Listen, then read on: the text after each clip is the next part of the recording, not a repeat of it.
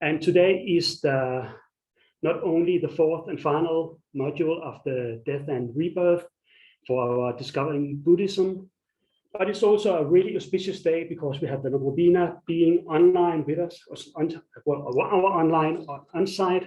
In my body. In your body, in person. The findable Rabina in a body. And we've been looking forward to do that because now we have been granted so many wonderful teachings from Venerable for the past 4 or 5 months with just this course, but for over a year with other teachings. And Venerable is here for 5 or 6, 7 days more, giving a teaching tomorrow, Saturday, Sunday. 9 days more. 9 days more. Yes. A whole week plus the weekend. 2 weekends. Yes, wonderful. And it's also nice for me to be here today because as the SPC, this is the first time that I've actually planned. He lives in Denmark. I live in Denmark, that I've arranged having a teacher on site and me also being here. So that's wonderful. And you know the usual way that we do these teachings. And I think we'll start with the long night prayers for Venerable Bina. At the end. At the end, all right. And also do a mandala at the end. That's a yes. good idea. Right. Excellent.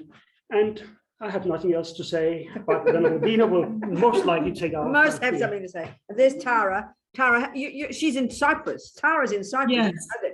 Yes, welcome. Funny world we live in, isn't it? Isn't it? Love it. Are you better, Tara?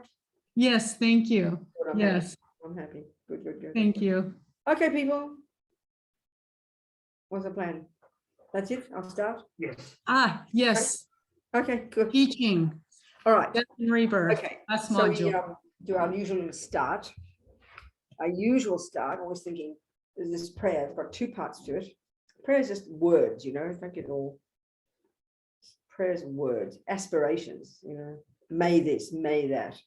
So this prayer, first 2 lines are expressing our reliance on the Buddha and his teachings, for those of us who figure we're Buddhists. And the second 2 lines are stating this altruistic kind of purpose of listening, for listening. The Tibetans would call it our motivation.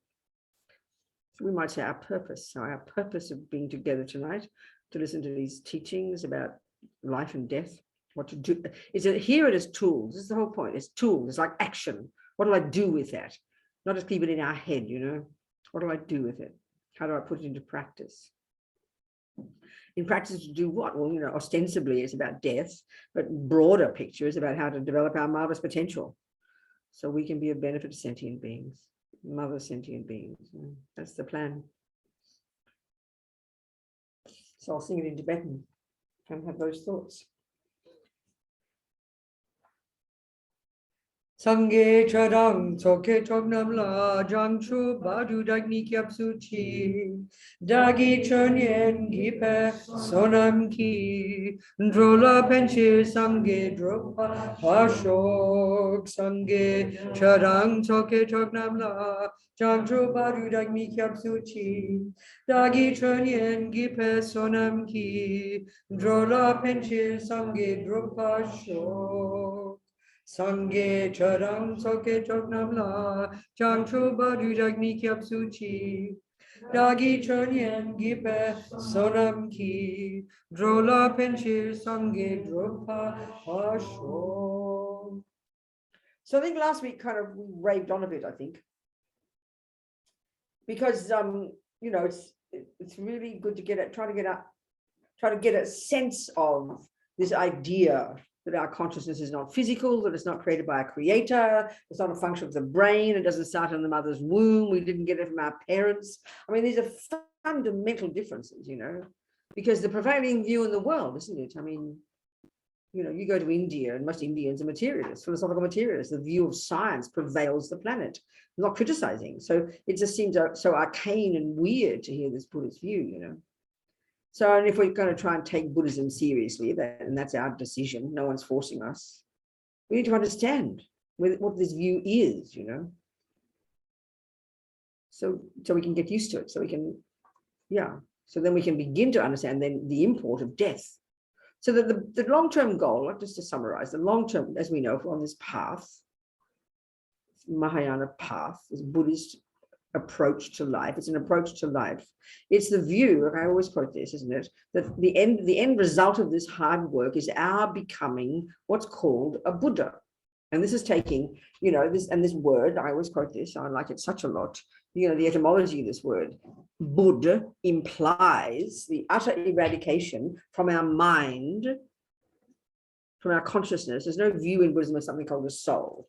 Don't talk like that. From our mind, our consciousness, of all neuroses, all ego, all fears, all delusions. So it's a shocking concept in the ordinary world, the neuroscientific world, the psychological world. It's a shocking concept. If I go to Sandra, is Sandra here today? Where's Sandra? She's not here. Oh, there she is. So if I go to Sandra, she's a psychologist, and I say, would you please give me some methods? Would you please give me some methods to get rid of all anger, all attachment, all depression, all jealousy, all anxiety forever? And then not only Bud, but then Da is develop love and compassion and infinite wisdom and love and compassion for every being in the planet, every being in the universe. Would you please give me methods for that? You didn't learn those methods, did you? They didn't teach you those in university, did they?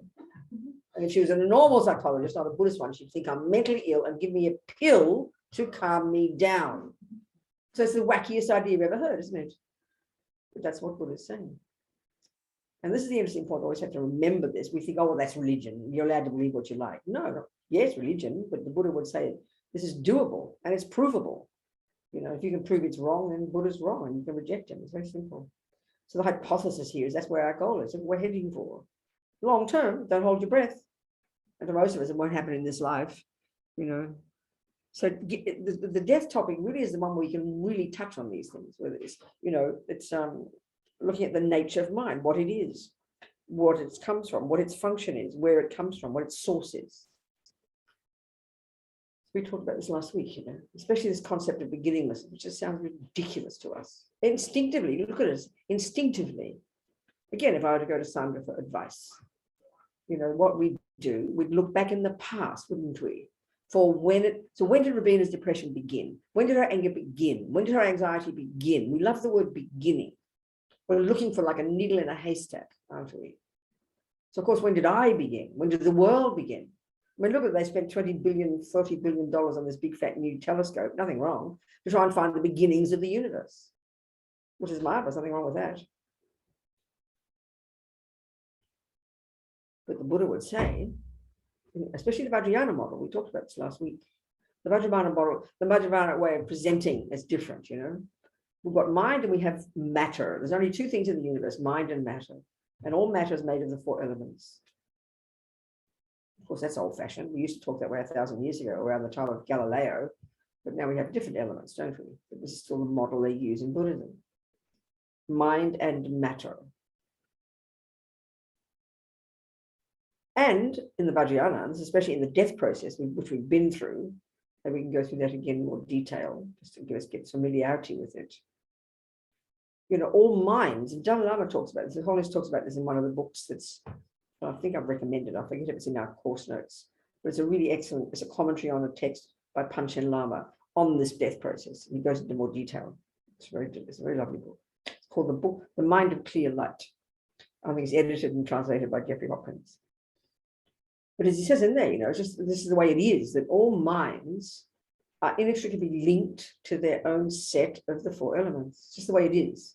It's a very specific model, and the more we understand this too, the more we can understand karma, how karma works, and how there can be other realms of existence, and how we can, even with our mind, how we create future rebirths. Also abstract for us, But it's all explainable if we understand this model of the universe.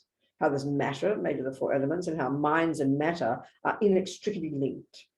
All minds have their own set of the four elements. And then everything we do and think, everything we think and then do and say, programs our mind, which impacts upon the subtle wind energies, which is the subtle body. We talked about that in the death process. But then programs both our body and our mind, produces future sickness or future good health, for example. And then it helps us understand karma.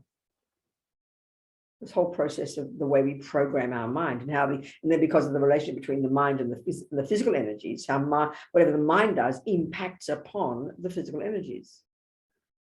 It's like when we talked about the death process, it's described in 8 stages. This is from the Vajrayana. Altogether, there's 35 components, 35 things that deconstruct in order. All the bits and pieces of the person deconstruct. Physical and mental. So the gross level, gross body and gross mind. Gross consciousness. That's a sensory consciousness. Eye consciousness, ear consciousness. So consciousness being not physical, it inextricably is linked to the eyeball. You can't have a cognition of an eye consciousness. You can't cognize. The mind cognizes. That's what its job is, you know. So sensory consciousnesses have their specific objects that they cognize. So eye consciousness cognizes shape and color. So there needs to be the eye consciousness, that part of your mind that's not physical, that depends upon a working eyeball and all the nerves and things working nicely together, and the eyelid being open, you know, for example. Then they work together inextricably. You can't have eye consciousness without an eyeball, and you won't have cognition of shape and color without eye consciousness, and the eyeball doesn't do the looking. Ear consciousness, same, tactile consciousness. So the gross consciousness is the sensory consciousnesses. And they gradually start to see. And first of all, the eye consciousness begins to go. Then the ear, the second stage, the ear consciousness. Third is the nose consciousness. And then fourth is tongue and tactile. By the time and then at the same time, your earth element, your water element, your fire element, your air element, they all start, they cease functioning. You're gradually losing the plot. By the time you get to the point where your breath has stopped, then the gross consciousnesses have ceased. And therefore your gross, the gross body, the physicality, that has ceased. Then you've got subtle consciousness. The last 4 stages of the death process are the subtle consciousness, and that's your mental consciousness. Okay, we access our mental consciousness at the grosser level in day-to-day life, but at a very limited level. So then in the you know, rough description of the death process, you know, we've got the 3 components of the subtle physical body, the subtle physicality, and the subtle states of mind connected. So, you know, like I always mention, the Tibetan medical system is based on this, you know, so we've got this subtle nervous system, 72,000 subtle channels throughout our entire body.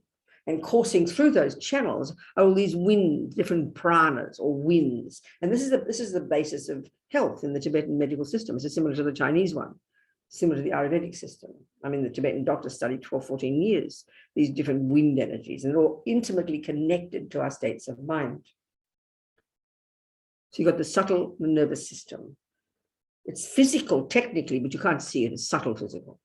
Then within all those channels are all the different wind energies. And then linked to those wind energies, inextricably linked, are the different states of mind. I mean, this is clearly not the neuroscientific model. It sounds hilarious. I think you think anger is running through your body and linked to some winds when we think it's up here in the brain, isn't it? It's a very different model, obviously. And this is where, like the Tibetan system of health, the balance of these winds is utterly, it's linked, or the imbalance or balance of your wind energies is utterly linked to your mind. So, you know, your Tibetan doctor will feel your pulses and you feel the imbalance of certain wind energy, and she knows that's linked to your attachment, and that's why you're having panic attacks and anxiety. Or she can feel, you know, somebody else's, the imbalance of these winds are linked to your anger. It's very precise, you know. And as Lama Zopa points out, even just whatever you see, this is the point about karma, whatever your mind does, none of it goes astray. So there's thoughts of anger, let's say, without even speaking, your mind is being angry. We know that, we can do that. And angry thoughts. Well, those thoughts are connected to their wind. So that gives the tendency, it programs the mind with that anger. We know that as habits, but at the same time, it pollutes the wind energies connected to that anger.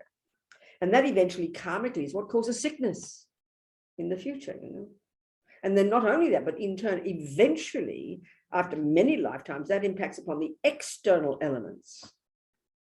We create the whole universe, you know. It's not just something out there that's accidental. How dare there be an earthquake? What's it got to do with me? It's got everything to do with you.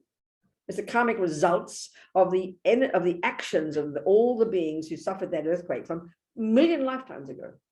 The environment seems to be the one that takes the longest to manifest. There's nothing in the world that it's sentient beings experience that isn't the fruit of our past actions. And it starts in here. The mind impacting upon the winds, which in turn impacts upon the future habits of your mind and your health and ill health.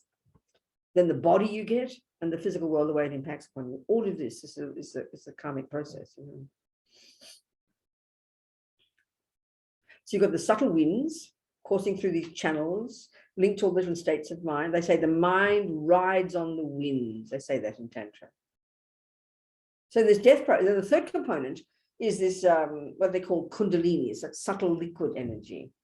The red one from the mother and the white one from the father. And they say that's, so okay, these channels are all going throughout the entire body. There's a central channel, the main one, that starts, if your spine went up to the top, just in front of the spine, it would be there running from all the way from the penis on the men, all the way up, and just in front of where the spine would be, right up to the top here. And then for the females, it's from the cervix, you know, right up. That's the central channel. And there's two side channels that start here and go on up and then run either side of the central channel, ending in the same place. And all the other thousands of channels, and all kind of confused and constricted and knotted together. And so at certain points where these channels, there's a constriction of the channels, and these are called the chakras. Just as a bunch of channels, they're all blocked here at the brow, the crown, the brow, the throat. You know, when you feel you're about to cry, or you feel constricted here, that's your throat chakra.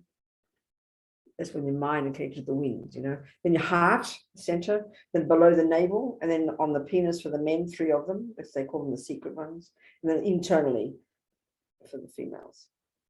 These different points where the channels are constricted, knotted together, chakras. So the third component is this kundalini. What that is this subtle liquid energy, and it at the time of conception in your mother's womb, as we do through the death process again here, we'll describe it, how you get to your mother's womb. But when you know, at the time of conception, once your consciousness has gone to your mother's egg and sperm, the fallopian tube, and joins the egg and sperm, what it actually joins, just your subtle consciousness joins this subtle red and white, they call it, the red and white liquid energy, this red and white kundalini, the subtle ones coming from the male and the female, you know, egg and sperm, as we call them. And your consciousness joins there, and you start the beginning of you as a person physically, the coming together of your consciousness from the past and this egg and sperm of your mummy and daddy and this subtle red and white liquid energy. It starts at what's called your heart chakra, and then in the womb you gradually grow from there, you know. So death is everything comes back to the heart chakra. So the process of death is this deconstruction of all these gross components, and then the subtle components, the last 4 stages of death. So then also there's the white kundalini also prevails throughout the body, but that predominates at the crown chakra. It's always it's called the indestructible drop at your heart chakra, which is what you got from your mummy and daddy. That's there. So, but throughout your body as well. So here predominant is the white kundalini, and that's the source in the body of the capacity to experience pleasure, the white kundalini. Then the red kundalini predominates at the crown. So this 5th sign of death, the 5th stage of death, the white kundalini melts, because your mind's getting more subtle, more subtle, more subtle. And the 5th stage is the white one melts and it goes down the central channel and comes to the heart chakra. And there's also a vision at each of these stages, like a vision of a white sky, Lama Zopa says. Then the red kundalini comes up. All different things happen as the winds come and they open, these chakras open up, you know, the winds come. And all by this point, all the wind energies, it's like when you go to sleep, it's exactly the same when you're unconscious during sleep, because the different winds and the different states of mind that ride on those winds have all gone into the central channel. That's why you're unconscious. So this is what's the point here too. So then now the white goes down and the channel and the winds go down and open up, and then the red one comes. That's the next level. The red one comes up from the navel. It predominates the navel. This is the basis of the heat in the body. Comes up the central channel, and then they both then kind of enclose this indestructible drop. And the 7th stage is like the dark appearance. There's a red appearance, a white appearance. There's a dark appearance. It's like a faint. This happens every time we go to sleep. We're not aware, are we? The great yogis are.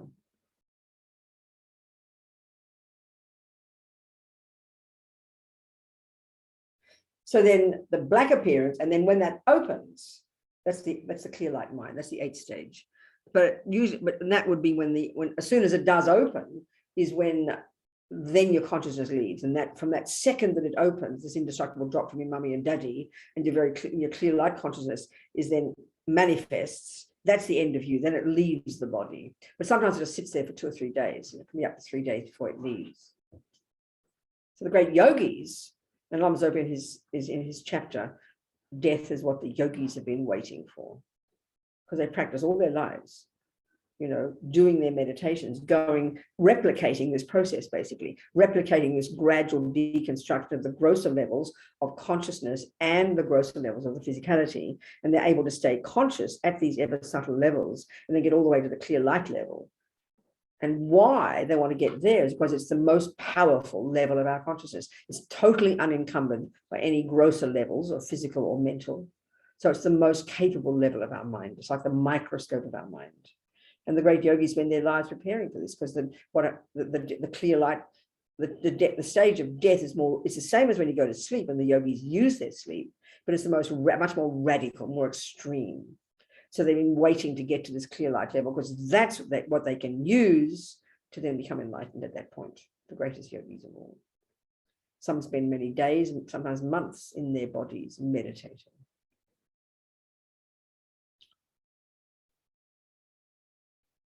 So when that drop opens, your consciousness leaves. From that second, this person is over.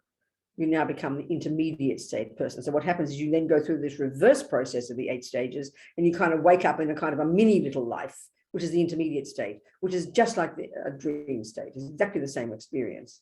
It's your subtle mind. Dream state. Dream mind is the subtle mind.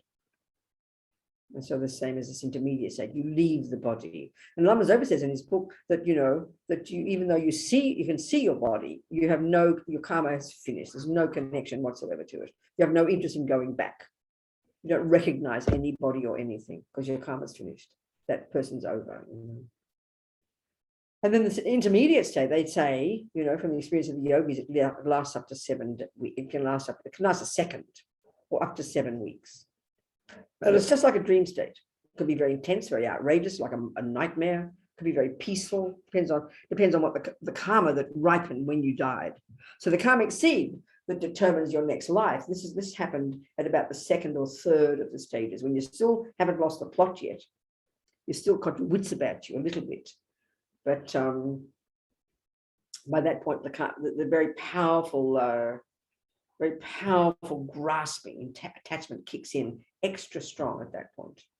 And that's what triggers the karmic seed, which in our case was the one to be born as a human in our particular present mother's human womb. That karma was triggered even before we stopped breathing in the past life, already programmed.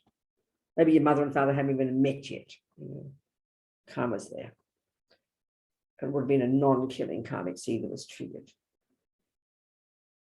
And then, as Lama Zopa points out in the book, I discussed this many times, if it's a virtuous karmic seed, in our case it was, that's how come we're born human. It was a non-killing karmic seed. Practice as Lama Zopa says, practice in the context of a spiritual path, practice in the context of keeping vows. Just being good is not enough. That was the karmic seed. In our case, it was triggered. It programmed us to go to our present mother's human womb. So then, because it was a virtuous karmic seed that was triggered, death would have been a very blissful experience, very, very happy. The mind would have been very joyful. I always use the example of my friend in Vajrayana Institute years ago, who fell off a roof and he died in his wife's arms. And she said he was radiant. You hear many stories like this. People die very blissfully.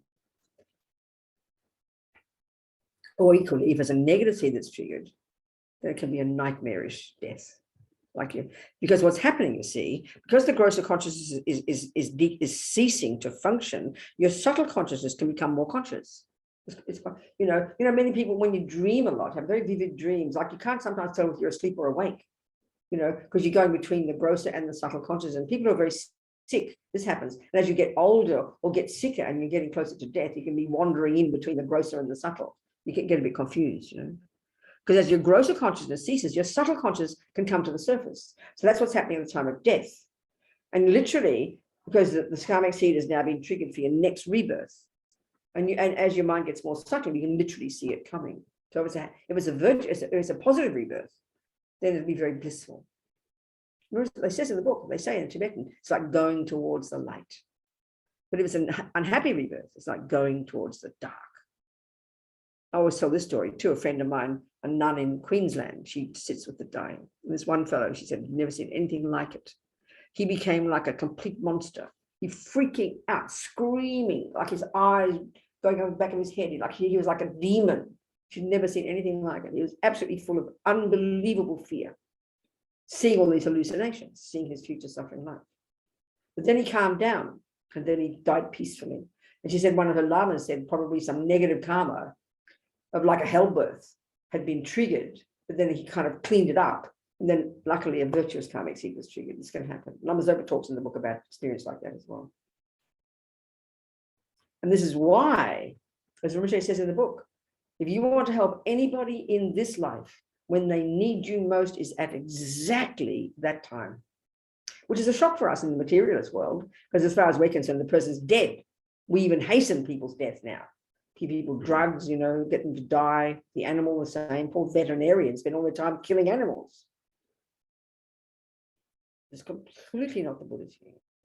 But this is the Vajrayana. You won't hear this in a Zen center. I'm not being rude. It's just different traditions. You know, this is the Vajrayana system with this in Tibet. So this is the time to be supporting and loving to your loved one, to your animal, to the baby, to your grandmother, to help them navigate this, to help them keep their mind peaceful. That's the bottom line, you know. So that enables them a virtuous karmic seed to be triggered, so their death is peaceful, so they get a decent human rebirth and meet the Buddhas and whatever. That's the bottom line.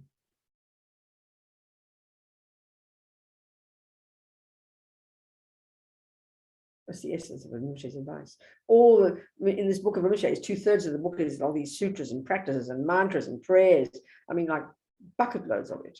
And the purpose of all of them, you know, is to help the person die well and to help them after they've stopped breathing, continue to do prayers for the 3 days until their mind leaves the body. That's it, you know.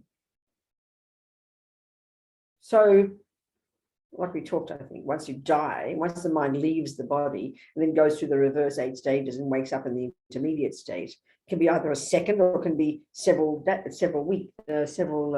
weeks, yeah, before you find the rebirth, before the new parents, whether they're the lion mummy and daddy or the human ones. But I would imagine if it's an animal birth you're going to have, you won't I don't know, but it seems like there's plenty of opportunities there. You don't have to worry waiting for worm rebirths and even dog rebirths and cat rebirths and mouse rebirths, plenty of them around. You're not going to hang around waiting. Less humans.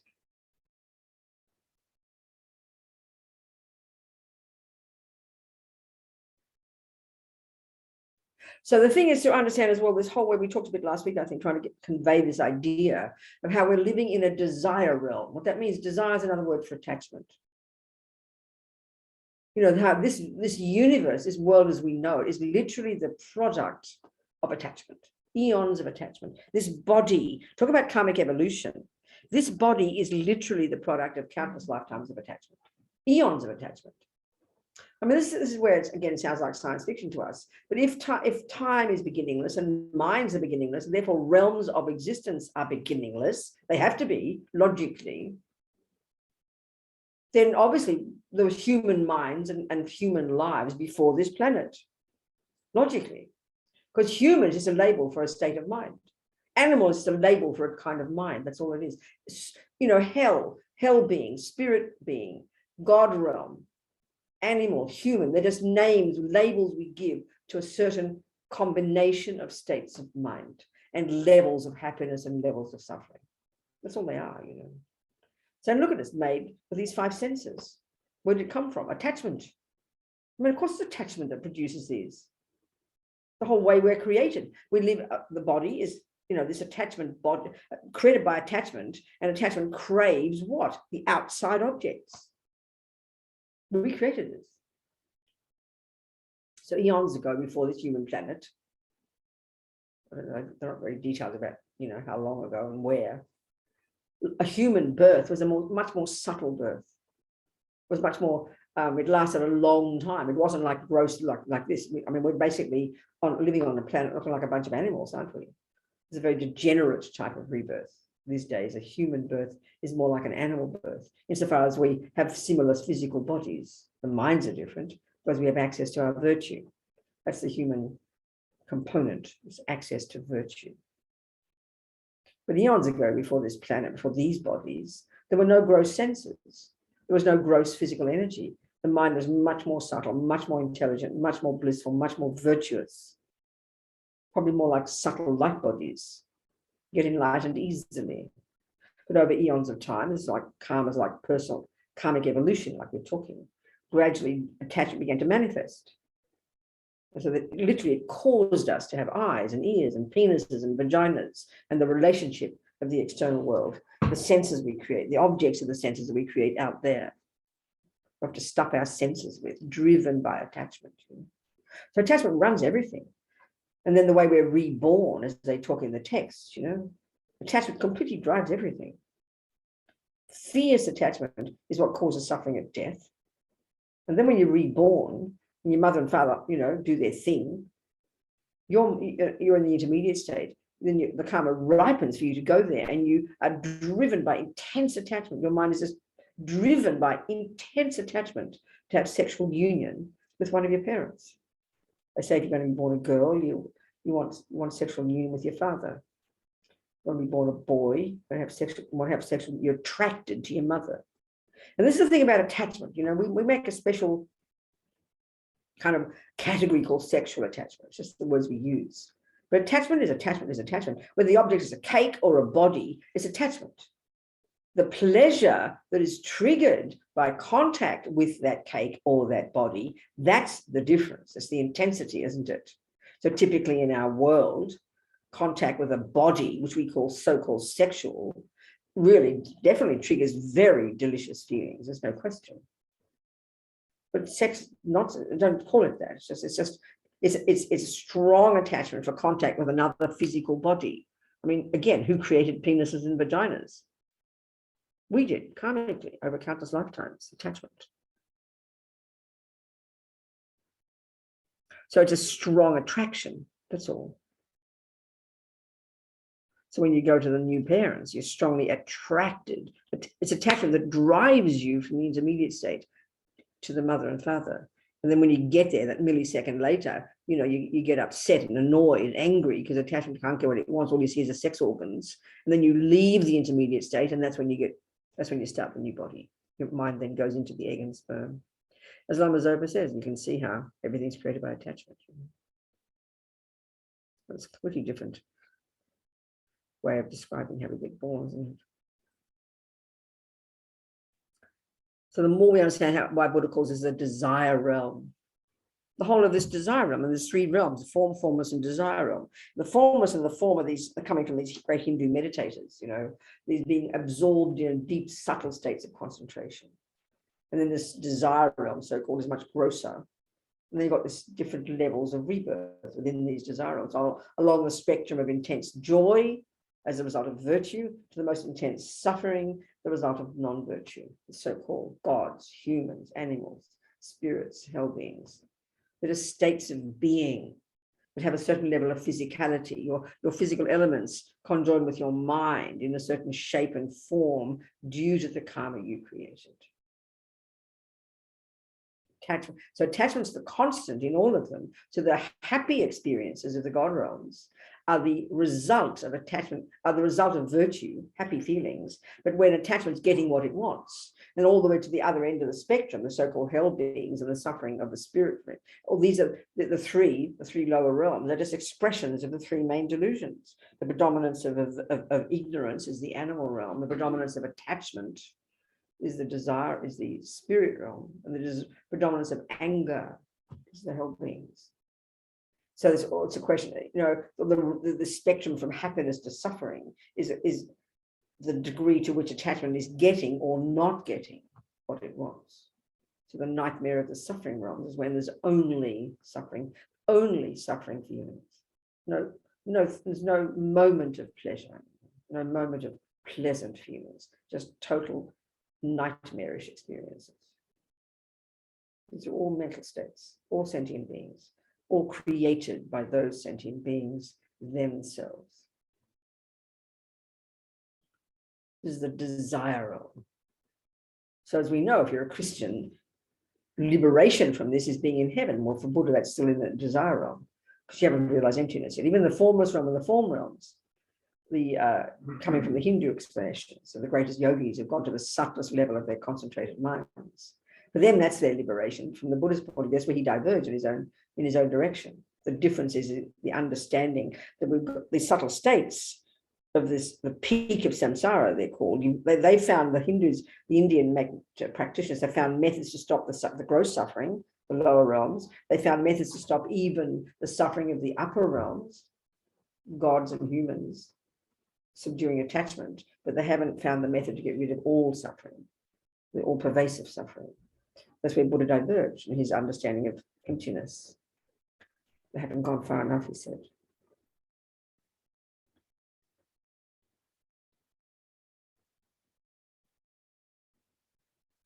And we are the creators of all of this. That's the shocking part. Because we're so used to thinking if you're not a Christian or a Muslim, then you're a materialist, but we still think it's all out there, coming from out there, isn't it? This is where the Buddhist view of emptiness really helps us. All dependent arising, created by us. That's the shocking part. Not these innocent victims plonked into these places by some punisher and rewarder. That's the part that's so shocking. If we can understand this, we can transform our lives. We are the boss. Everything is our own karmic appearance, as Lama's ever says. Whatever you see and taste and touch and smell and experience out there, it's the fruit of your karma. It wouldn't happen if you hadn't created it. It's a very powerful concept. So the long-term goal in this understanding of death is to learn to navigate this death without fear. And attachment is the main cause of fear. Attachment to what? The body. Why? Because this is me, isn't it? We're totally attached. The worst suffering at death, Rinpoche says, is attachment to the body. Unable to bear the thought of letting go of this. It's like beyond bearing. We can't even think about it. It's so shocking, so terrifying for us. That's why, one way to live, first you live your life in preparation for death by understanding impermanence, knowing you're going to die, knowing that death is part of life, not living in denial of it, facing it. 99% of the suffering will go once we've lived our life like that. Then death will not be a problem. We'll welcome it, we'll accept it. You'll be ready. Because then you'll know the impermanence, and the action point is not to waste your life. So you won't want to waste it. So you'll practice living vows and do your purification every day and live a good life and be happy. And then when death comes, you'll welcome it, be ready for it. That's the ideal. The only reason we're afraid is because we have attachment. Death itself, we have to be afraid of. It's just attachment. Unable to bear the thought of not being me. It's horrifying to us.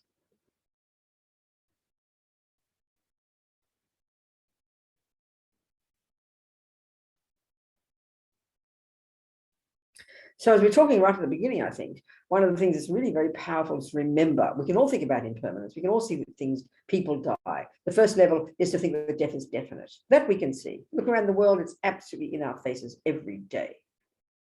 But it won't touch us. It will not have any impact upon us in the beginning, because we can't bear to think that that'll be me. There's this prayer, we maybe read it one week, can't remember, by Bhavonka Rinpoche, called Heart Spoon.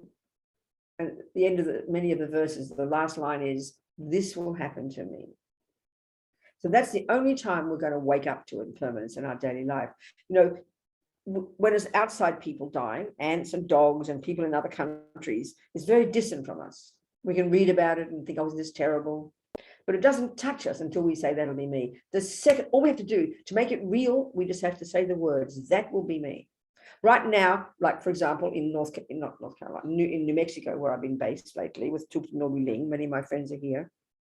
Rowena, who ran our center for many years, she just died. She was in hospital. She had cancer. She didn't tell anybody, but we discovered. And she was in a place dying. All her family were around her, and they were doing the Medicine Buddha Puja on Zoom, and Rowena was there. And at the end of Medicine Buddha, she died. So we need to hear about this. But until I really realize I'm going to be Rowena any minute, because this is where we have such fear of death. We can still have compassion. Oh, Rowena, how amazing. We all remember Rowena, how kind she is. Wow, she's amazing, blah, blah. Rowena's old, she had cancer. Oh no, she had cancer. It can really touch us, and then we can have compassion. But until we visualize, imagine that it will be me in that bed, and we don't know when, that's when it becomes real. It's the only time it will become real. Otherwise, it's only other people who die, because we can't stand the thought of dying. And it says, it's almost like an arrogance about it. Like, as Lama Zopa says, it's so hilarious. We divide the whole world into living people and dying people. And we are in the group called living, aren't we? Look at that. It's very hilarious, actually. I remember reading one time in one magazine, about some fellow who had some illness that was terminal, but he was going to die slowly. And he was a CEO of some big company. And he thought, well, no point in telling anybody. Why should I? Then he thought, I better tell my board of directors. Well, they fired him in a day. Who wants a dying person running your organization, Because we can't stand this concept that you're a dying person. I mean, and where does this come from? We make it up. I mean, it's a joke. We joke when we say we're all dying, but it's true. Because we haven't been labeled dying. Because we haven't got a disease. I mean, it's so absurd. It shows how we live in just fantasy concepts. But it's also hard for us, because when we think, well, if I think all the time, because then we think, well, I've got to think I'm dying all the time. And then we think, well, I'm going to be depressed. What's the point? Why bother if I'm going to die? Why bother living life? That's because we think that life is permanent. We have this nonsense in our mind that we actually, because I'm called a living person, that I've got a life in front of me, So then to think I'm going to be dying makes us think, what a silly thought.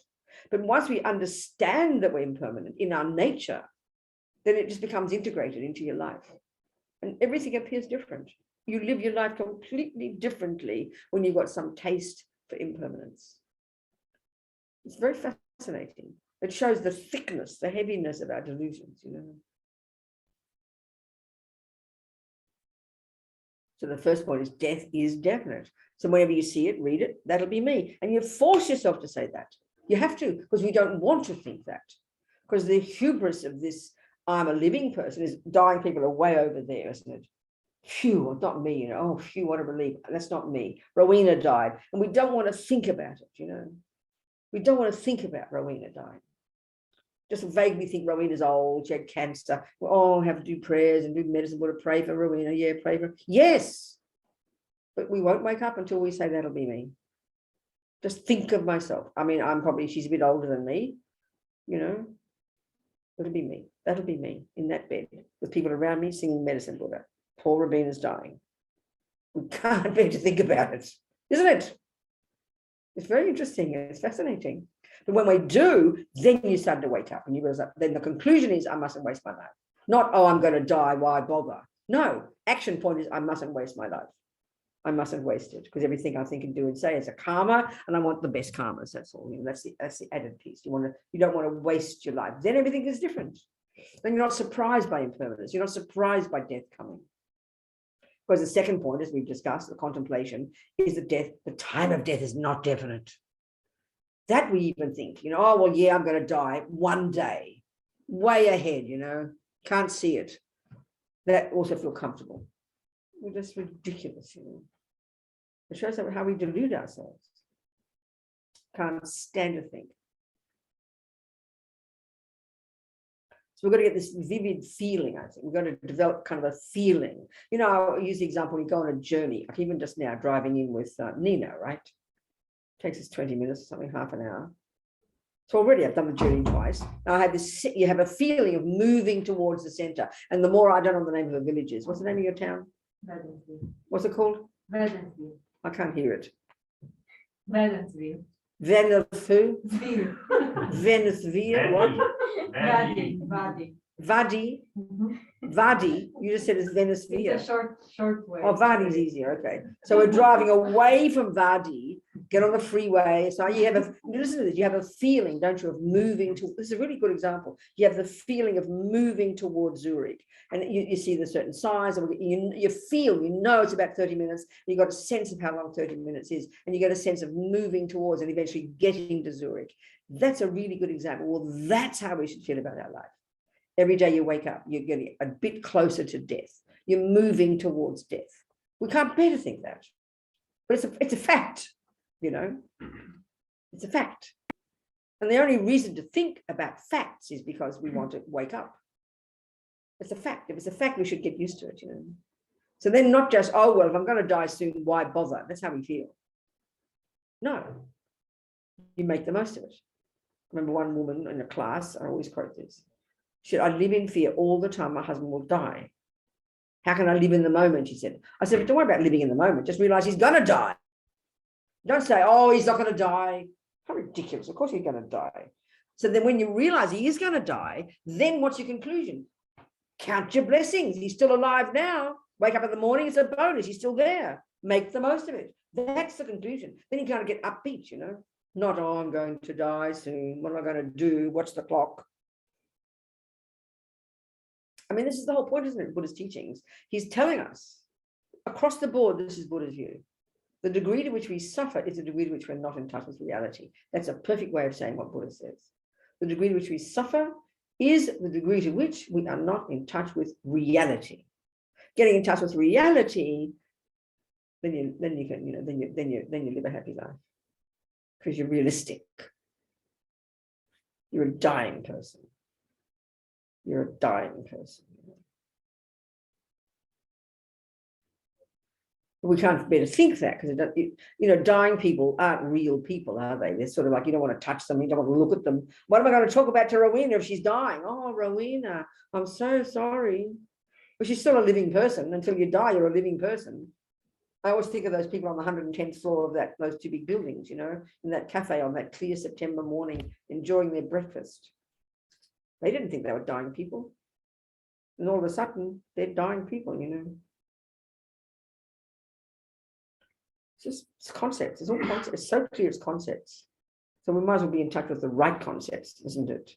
And then the action, and then always is the action point. Of course, the action point of thinking about impermanence is not to waste your life. Have a sense of urgency. And that, of course, is what, if we're being Buddhists, we're trying to practice. And it becomes an energizing thing. You know, again, I always use the example, if you go away for a weekend, for a lovely hotel, for a nice holiday, just for a weekend, you know it's impermanent. And this is the irony. Because it's impermanent, because it's only 2 days, you will not want to waste 1 second. Can you imagine if you got there on Friday night and forgot that you were only be there for a weekend? Oh, I can't be bothered going out tonight. I'll go to bed instead. No way you're going to waste your holiday. You're going to hop outside, you go here, you go there, making the most of your weekend. It's a good example. Because why? Because you know it will end in 2 days. So it's not that when you realize it's impermanent, you go, why bother? It's the opposite. Given that it won't last long, let's not waste it. That's the bottom line. How you not waste your life is you know, live in vows, purify every day, practice, develop virtue, become a nice person, and happiness comes as a bonus.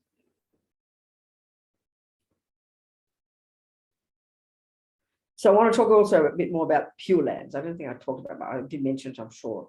But let me ask me some questions first. If there's any questions about the death process itself, for example, or anything you want to say. We have Barbara online. Yes, Barbara, darling, talk to me. Hi, Venerable Rabina, thank you. Yes, I good, darling. actually have 2 questions. Can time in the intermediate state alter the seed that was planted when No, I it's a good leave point. this? It's a good question. Yeah, it's a good question, Barbara. Rinpoche in the book says, yeah, so generally speaking, it's at the time you stop about the 2nd or 3rd stage of these 8 stages that this grasping kicks in very strong. And that's the trigger that triggers the karmic seed. So that usually is then, that's why it's good to not disturb the person, help them die peacefully, keep the body, you know, around until you're certain the mind is gone. But things can happen. You know, so for example, even before the intermediate state, the karma can change. You know, let's say you died well with a virtuous karmic seed and you're destined for a human realm, a human body. But like the example about, you know, the one of giving organs, I've talked about this, I think. And there's a chapter in Rinpoche's book, like, you know, Rinpoche said, it's good and wonderful to give organs, it's amazing. But because you can disturb the body, when you disturb the body by cutting the body out, for God's sake, that can disturb the person's mind if their mind is still there. And if they're keeping them alive, then their mind is definitely still there. So that can disturb the mind and it can help change the karma from positive to negative. That can before you stop breathing, but that can even also happen in the intermediate state. And Rinpoche says there's always practices you can do, always things you can do to help the mind change the karma if it's to positive karma. There's always something you can do. Yes, Rinpoche talks about this. Do you understand, Barbara? I do. I understand. Yes. And then the other question I had is, if I'm going to the Hungry Ghost realm, for instance, my time in the go on. my time in the intermediate state will be short because I'm not waiting for like a human body to. That's right. See, that I think that's it. Can usually, they don't say it so explicitly, but it seems to me, if you're going to have a suffering rebirth, there's not much hanging around in the intermediate state. But on the, I mean, it still could be, but yeah, it can be pretty quick. There won't be much intermediate state. That's a So possibility. then the chances of the intermediate state, my doing something in that state to alter that is less. That's what I said before. Yes, Okay. nothing much you can do, but nothing much you can do in the intermediate state. Most of us are completely out of control. It would be other prayers and practices that can help. That's the only thing that can help. Nothing else. That other people are doing. That That other people are doing for. That's right, sweetheart. That's exactly right. That's why these practices are so powerful and important to do once the person has died, to help the person's mind, to help other beings' minds. Absolutely. Yes. Thank you, Venerable. Okay. Yes, Salo. Gonzalo online. Yeah. Hello, Venerable. Thank you very much for your teachings. There's a quote from the course notes by Nick Ribush that I would like to read. Good. Yes, please read in it. order to do a question. Yes. It says, the meditation on death is followed by meditation on the 3 lower realms, because that's where we are most likely to go, since our mind is full of causes for lower rebirth, Right. and practically devoid of causes for upper rebirth. Yes. I mean, is that necessarily so? Like, Yes. is that for We every have one to of us? Okay, we have to analyze it. It sounds very shocking to us to hear this. For example, let's analyze it. We've got to look at it logically, Zalo. That means we have to Yes. understand karma. Okay, so, you know, they say, this is so shocking. They say the vast majority of all humans alive today, when they die, will go to the lower realms. So this is shocking to us because it sounds so cruel and horrible, like there's some monster sending us all to the lower realms, but it's not punishment. So the only way we can look at this is look logically at how karma works and what are the causes of a happy rebirth and what are the causes of virtue. And when we look at it carefully and understand, even for nice people, I mean, we're not running around killing and lying and stealing and raping too many people, but if we simply follow delusions and follow attachment every day, you know, that's only going to be creating negative karma every second. There's no question about that. That's just logic if we understand the karmic process. So to have confidence in that statement, we have to understand the karmic process. And so we can deduce logically ourselves how that's possible, not just be freaked out about it and think it's punishment. You know, it sounds so heavy. Do you understand? I mean, this is why, as I said last week, I think it was last week, was it here? I get confused when I teach. Was it? Maybe somewhere else I taught. I don't remember. You were wrong Huh? last week. I know, I'm trying to remember what class I said these words I'm about to tell you now. But that's why, Zalo, the practicing living in vows alone, just living in vows, is absolutely amazing in order to get ahead of the game.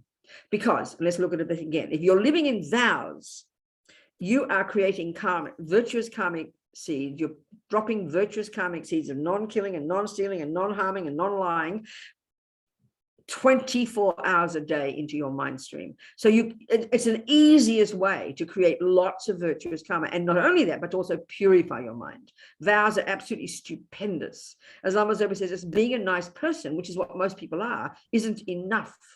You've got to have the power of vows that supports your practice. And secondly, doing the purification practice every day. Then you can say, guaranteed, you will not be born in the lower realms. You can guarantee that. Karma is a natural law. So it's a question of understanding how karma is created. It's technology, basically. It's technical. You know, it's sort of like saying everybody's garden is going to be full of weeds. It sounds very depressing, like not fair. But if you understand botany, you'll know why. It's the same here. We have to understand the logic of karma. Therefore, understand vows and understand the benefit of vows and the benefit of purifying. Do you understand? Yes. I mean, even for Yes, example, yes, most human beings kill. Would you agree from experience of observing the planet that most humans kill? Would you agree with that? Yeah, absolutely. Ants, dogs, they kill ants, creatures, cockroaches, rats. Yeah, mostly Mosquitoes. insects. I mean, most humans kill something. everyone. And we mostly Yes. consider it completely fine to kill. Do you understand? So that alone, what do you think kind of karma that's going to bring? Do you understand, Zalo? Yeah, of course. Of course. So the only way to understand that statement, again, is to understand the way karma works. And that just takes us time, you know, because we don't like thinking this way. It sounds so brutal and shocking and laughable when some people hear you're going to get born as a mosquito or a, you know, they laugh. It's like it's a joke, you know. So it takes us a while to make this, to integrate these views and sort of see them as normal. Do you understand, Zalo? Yeah. Yeah. Sure. Okay. Sure. Yes, Roz. Roz, yeah. Hello, sweetheart. Hello, Rabina. Thank you for your teachings. Good job. Can I ask, what is a ghost then? Okay, sweetheart, I'll tell you. Okay, the Buddhist, this view, like I mentioned before briefly, this desire realm, this kind of a whole spectrum of types of sentient beings, all on a spectrum, if you like, from joyful, blissful experiences. They're what they call the God realms, and that's very similar to what the Hindus or the Buddhists and the Christians and the Muslims refer to as heaven or paradise.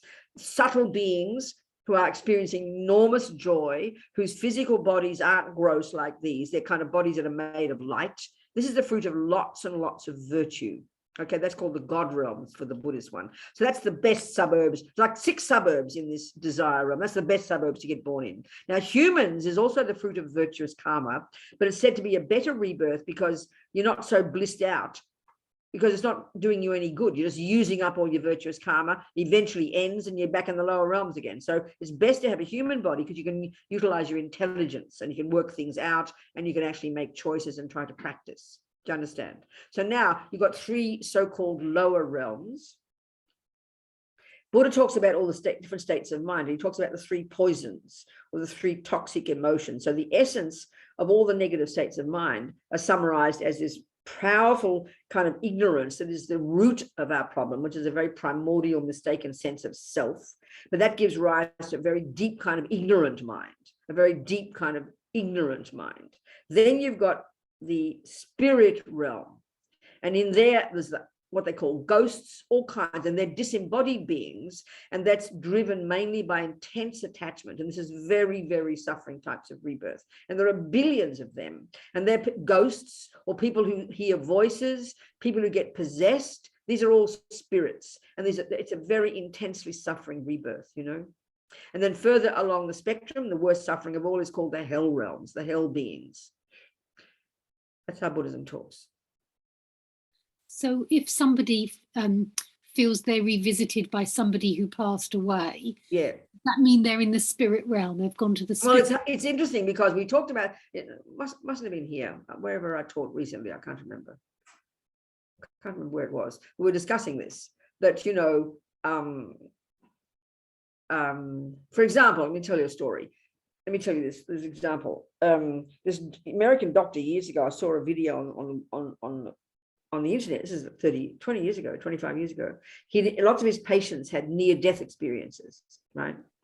And so he interviewed many of them. And one of the particular guy, he was an alcoholic, and he had the so-called sudden experience. He's walking along a tunnel, how they talk. And at the end of the tunnel, believe me, it wasn't white light. It was hell, fire. And his friends in their own human body were screaming, who died, were screaming at him, don't come here, go back, go back.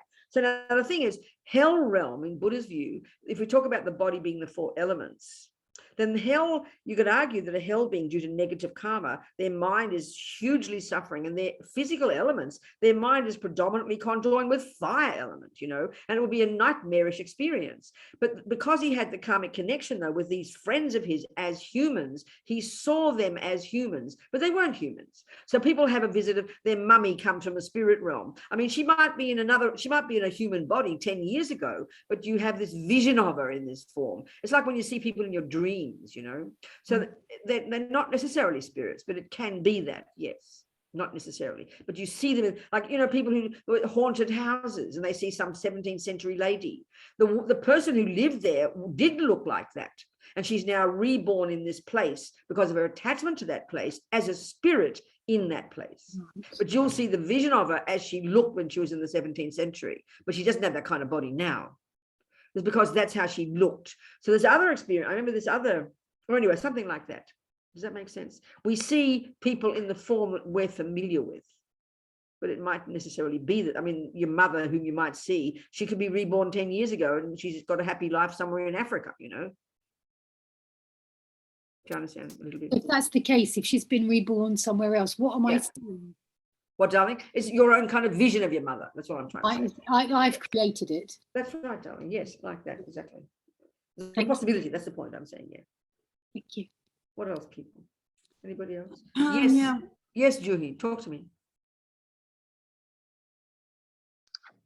Hi, I am reading this book. Can you Okay, good, see? darling. Yes, I see it. That's right. Okay, so I That's was the book going I'm through this. describing. Yes, exactly. So I was trying to find references to what you were saying, Yeah. and something about grasping struck me here. That it says that at the time of death, grasping is okay to have or to do because it gives you a human life. Or Okay, rebirth I'll in a- explain. I'll explain that. Yeah, that's in Rama's Opus chapter. It sounds like a good thing to me. No, I know, I'll explain. Okay, so it's a good point. Thank you. Now, what Rinpoche is saying is this grasping that occurs at the time of death, a very powerful level of grasping, is a negative state of mind. It's terrifying, but it can also, if you've got people supporting you when you're dying, helping you, saying prayers, and your mind is fairly peaceful, this grasping is going to happen for everybody. It's just the way it is. But if your mind is still relatively peaceful and your friends are around you and they're supporting with prayers and things, and you've created good karma all your life and you've wanted to go to a human rebirth, that will trigger a virtuous karmic seed that will in fact give you a human rebirth. So the grasping is a trigger for both the good and the bad karma, but it depends on how your mind is at that time when it comes. So it is a trigger for the karmic seed, and including a human one. Yes. And the other thing Rinpoche says in that same chapter, you will see that, you know, when the strong attachment, one of the functions of attachment, which is just grasping, one of the functions of attachment is to always look forward to something. Look at our lives every day. You wake up, and now I'm going to do this, and now I'll go to job, and now I'll have lunch, and now I'll have breakfast. We never stop thinking into the future, constantly planning, looking forward to things, isn't it? Would you agree? Yeah. That's attachment energy, darling. Look at it when you're really depressed. You've got nothing to look forward to because attachment has collapsed. All you can see is misery. So attachment in that sense, as Rinpoche says, it's good to have that because then you can look forward to a human birth. You, instead of clinging to this body, which you can't hold on to because it's going to leave, you can use your attachment. Instead of clinging to this, you look forward to a nice human rebirth. Or if your mummy's a Catholic, let's say, and she's worried about letting go of this life, you tell her to look forward to heaven. God is there. God is waiting for you. God loves you. She can use her attachment to look forward to the next birth, and that can help. So it's a skillful way of using your attachment. Do you understand? Yes. Good. Sorry, one more question. If you're alone at the time of your death, there's no one around you. Yeah. Coincidentally. Yeah. Going to and the what? environment is not supportive of ripening that karmic seed of human rebirth, Right. then there is no guarantee that they will come back as human. No, is that's there? right, darling. And that's the tragedy of how most people die. Most people die drugged out of their brains, half conscious. Most people have no understanding. Most people have most fear. They're in hospitals, and this is not being unkind to doctors and nurses, but hospitals Yeah. are about the worst place to die. They're loud, they're noisy, there's bangs, there's no peace. You need a very, very clear environment, very conducive for the mind to be peaceful. It's so important. And this is the tragedy of how most people die. Absolutely. I mean, this is why if even I'm thinking you're in an old people's home, even just the cleaning lady can be so kind to one old dying person, giving them a bit of love, helping them calm down. That's the most precious gift you can give, to help a person be peaceful, being kind and loving to somebody, to make them feel a bit better. That'll calm their mind down. Most people, yes, it's tragic. Do you understand, darling? Yes. What then is the karmic connection to being alone at death? Well, I mean, Why- there's a karmic cause for everything that happens. Cause. Yeah. There's always a karmic cause. But I mean, you can say people who live very suffering lives, very alone, they're depressed, they're lonely, they don't know what to do with themselves. It's past, that's because of past not taking care of other people. That's not being rude. I mean, some people are very, like there was Rowena, my dear friend, she lives alone. Nobody knew she had cancer, but at the time of her death, she died really well. The Geshe from New Mexico was there saying prayers. Other people were there, full of, all her family were there, giving her love. So different people, you can see, have different karma, don't they? That's why whatever we can do, even a little animal dying slow, a little mouse, make it peaceful, say prayers, give it a quiet little way to die peacefully. It's a very precious gift to give people. Thank you. Thank you, darling girl. Anybody in the room? Yeah. I was just going to say we need to shift a little. We had one question in the chat box, and then also, of course, Okay, we have in the we'll wait. room. I'll just see if there's any questions. Yeah, in the room. Yeah. Yeah. Anybody? No questions? Anyone? Venerable, I have a question. Yeah. I think you said before that eons ago, the human Human. rebirth was Subtle light bodies. like a subtle light That's body. right. So what happened? Why? Okay. No, good point. Because you see, because lifetimes are eons of lifetimes. We've got eons of lifetimes. I know it's hilarious. We've got eons of lifetimes. So at some point, virtuous karma was triggered for those of us who had subtle light bodies, and we maybe got enlightened very easily. But nevertheless, you wouldn't necessarily always get enlightened. There were still delusions, but because there was no gross body, that means there was no gross attachment.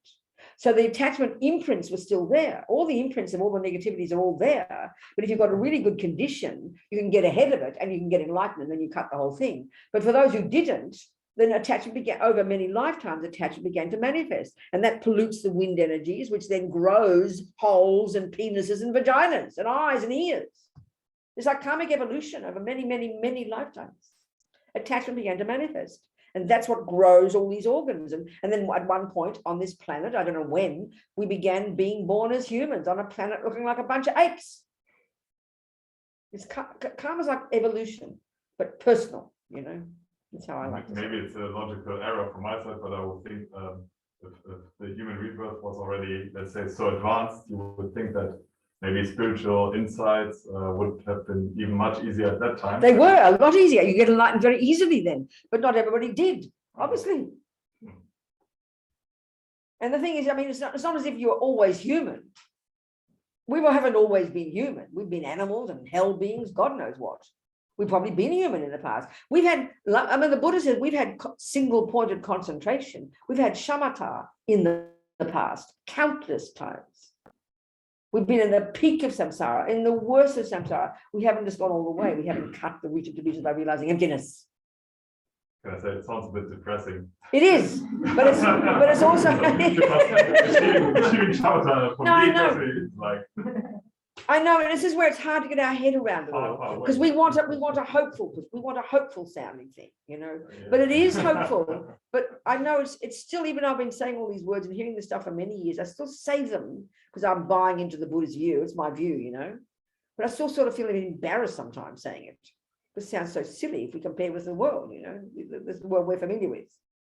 But I mean, we have to, all we're going to do is analyze our assumptions. So all we're going to do is look at whatever assumptions we have, look at our philosophical views, and look to which ones are what's real, you know. What we can do is look at it.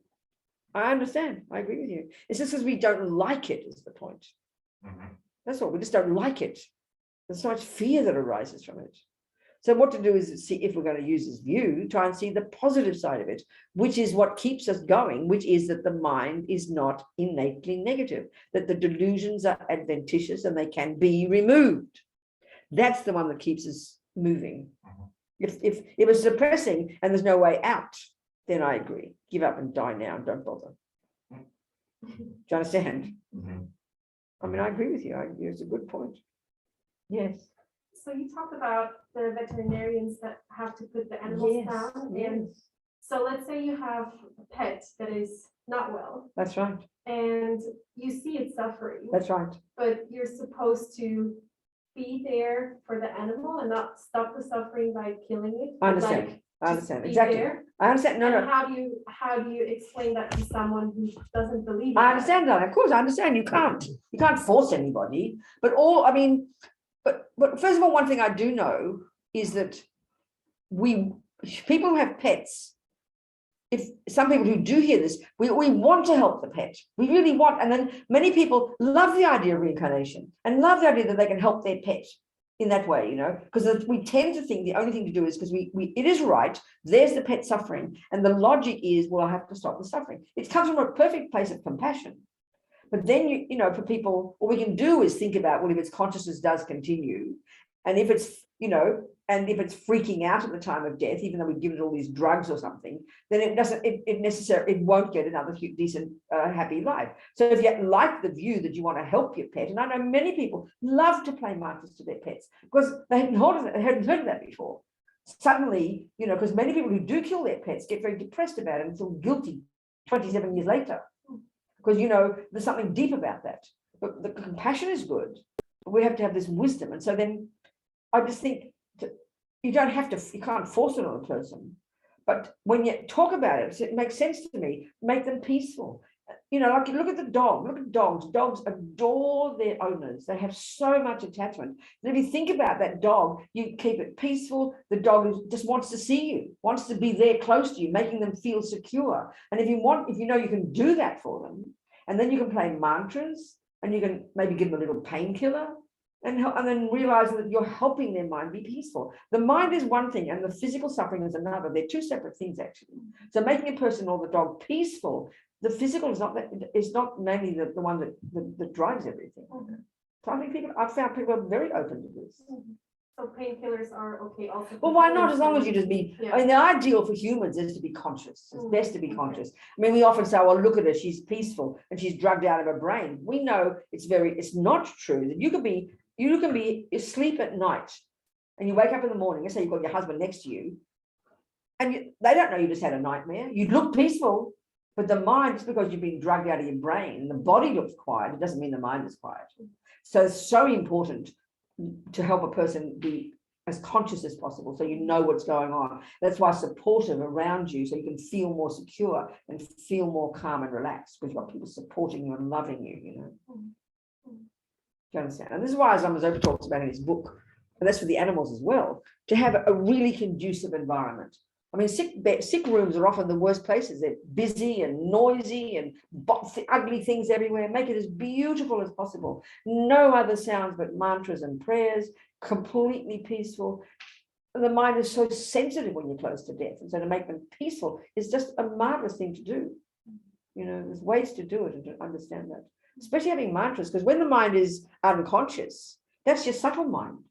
You can be aware of all these things. You can hear mantras, you can hear prayers, you know. And animals the same. They can help the animals hugely. I mean, people love this idea of helping the animals in this way, I've found. Do you understand? What else? Anybody? Who else is? We had one person in the chat box actually. Okay, good. who's Cool. waiting. Okay. Monica? Because I think you had answered part of it about the vows, but she had something else. Okay, good. And ask it. Ask it, darling. Yeah, where is she? Tara, you read it. Okay, well, okay. because it was already partially answered. But it kind of has a story, because she says, okay, we already answered it, but are the practices, taking vows and purification practices enough to not fall into the lower realm? And you answered that earlier. Yes, absolutely. I Yeah, mean, she's saying, because I heard that a venerable talked about a nun experiencing a hell realm, and how did she get purified in the moment? it wasn't the nun, it was the nun was helping somebody. The nun didn't have that experience. She was sitting with dying people, and this one old fellow, the way he died was horrifying. He experienced like hell realm, but he calmed down and he had a good death. It wasn't a nun. Okay, I think she just. But this is the point. This is why back to Zalo's question. It's so when we understand how we create karma, which is the nuts and bolts, like the technical nuts and bolts of how we create happiness and suffering. These are so fundamentally important. And most of us don't study it properly. We just, oh yeah, I believe in karma, you know, cross our fingers. It's superstition. So when we understand every millisecond we think, every one of those is sowing a seed. We all understand we have attachment, we have anxiety, we get angry, we get jealous. We're human, we're normal human beings. So every one of those sows a negative seed. And you shout at somebody, and you're mad at the driver, you scream about the politicians, little baby things. We're polluting our mind. So they're sowing negative seeds. Then we have all the good thoughts and the good things and the positive thoughts. So then so that's fine, but it's not enough power in regular thinking, you know, like you kill the ants, you kill the rats. They just seem like small things. But if we live in vows are so powerful for the Buddha that as Lama Zopa says, you can have one person practicing lots of practice day and night, but not merely even having a vow not to kill. Vows are so potent for the Buddha. As Lama Zopa says, if you're living in a vow not to kill, not to steal, these positive states of mind, your mind 24 hours a day, just by virtue of those vows, you're ticking over virtuous karmic seeds, dropping virtuous karmic seeds into your bank vaults. You don't even have to be thinking about it. I mean, even in the teachings, they say that vows are like a subtle physical energy, visible to clairvoyance. There's something hugely powerful psychologically. And I've got a sense that makes sense. When you can really commit to something, it's there in your mind all the time. So when you're living in vows, it sort of protects your mind. You know you don't want to kill, you don't want to lie, and you're purifying your mind every second. So as Lama Zopa says, just being a good person isn't enough, you know. Because when the time you create karma, like the karma of non-killing, for example, we need bucket loads of non-killing karmic seeds in our bank vault, such that when we die, one of those is easily available that will be triggered, that will cause our next human body. So the easy way to create lots of complete, delicious, non-killing karmic seeds is by living in the vows of not killing. Otherwise, the only time you create the karma of not killing is when you meet the mouse and you have a conscious thought, I must not kill it.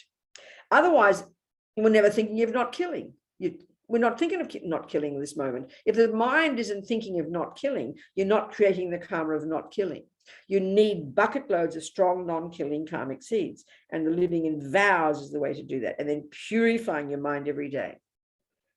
I mean, this takes time to understand. This is the Buddhist view, you know. And once we understand this, then we can relax, live our lives and relax, you know, do good things, be kind to people. But vows are like this fundamental infrastructure to have in the mind that make everything we do much more positive.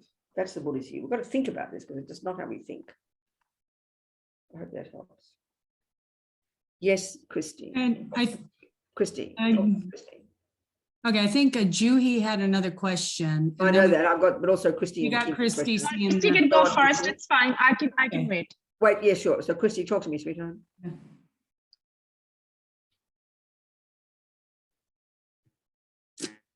Can you hear me? Yes, I can, darling. Okay, good. My wife is a wonderful person. If anyone could have a favorable rebirth, it would be her. She's not a Buddhist.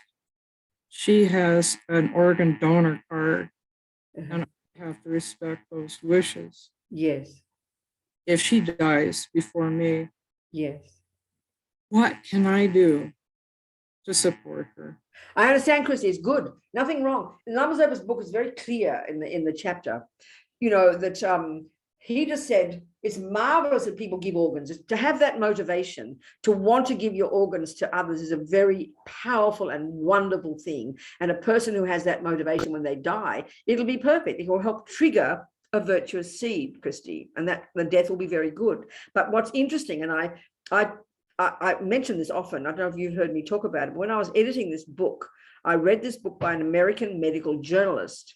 He called the book The Undead, and it was all about his research in the American medical system of all the problems and contradictions and confusion now as a result of this industry. And he was quite cynical about the industry, not about people who want to give their organs. He was really quite interesting. It was his profession.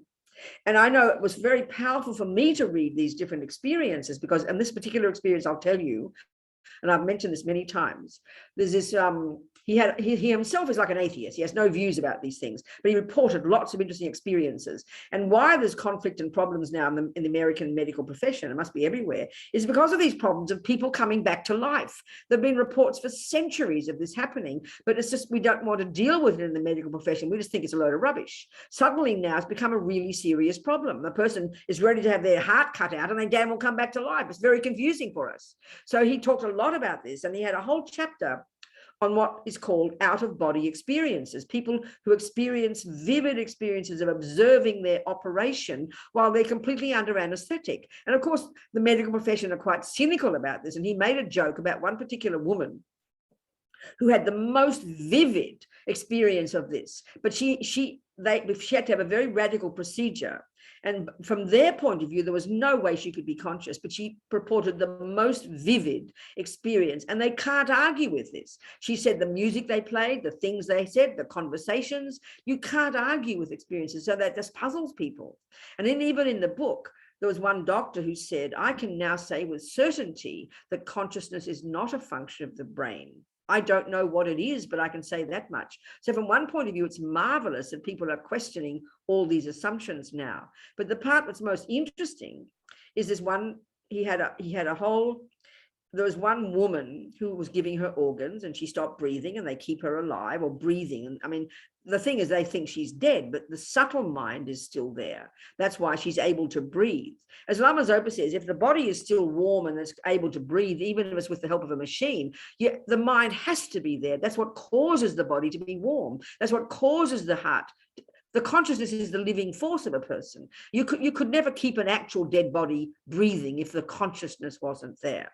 But of course, we're talking subtle consciousness. So this interesting story, this one woman giving her organs on the operating table, at the moment that the doctor they got the circular saw to cut her body open to take her organs, the nurse monitoring the heartbeat said it went from 100 to 200 beats a minute. And the author cracked the joke about, I wonder what a dead person has to be anxious about. Well, this fits perfectly with the Buddha's view. You know, in the same way that a person under anesthetic can be vividly aware of what's going on, or a person in a coma, equally a person who's stopped breathing, who's technically called dead, but isn't dead because their subtle mind is still functioning, that they can also have that experience. And what I would deduce from that is that her subtle mind was vividly aware that they were going to cut her open. But she was freaking out completely. So that would be when it's difficult, because that means the karma could change. She's got a virtuous karma that was triggered before she stopped breathing, but that can easily help shift the karma, because then a negative karma would come because she'd die with a lot of fear. So, but on the other hand, Christy, vast majority of people wouldn't have that experience. So for those who are giving their organs, it wouldn't matter, but it could be an experience like that. And you can't guarantee the person won't have that experience. So but all you can do, I mean, you can have that's why doing lots of prayers and things and having prayers done when that kind of thing happens can be very helpful, for sure, Christy. And the other one is, was there something else I want to tell you?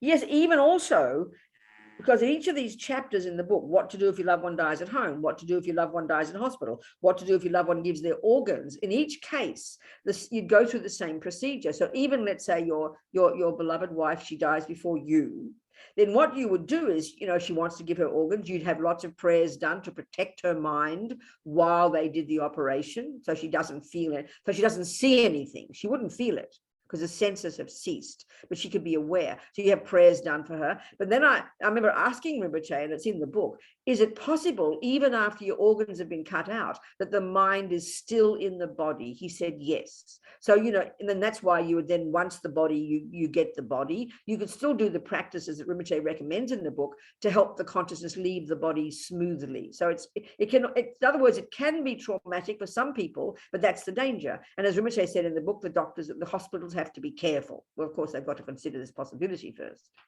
But it doesn't follow that it's like that for everybody. It could be perfectly fine. You understand? That's why it's good to do prayers and practices to help her mind. Does that make sense, Christine? Good, darling. Yeah? Clear? Thank you so much. Thank you. Yes, Kim. Thank you, Venerable Robina.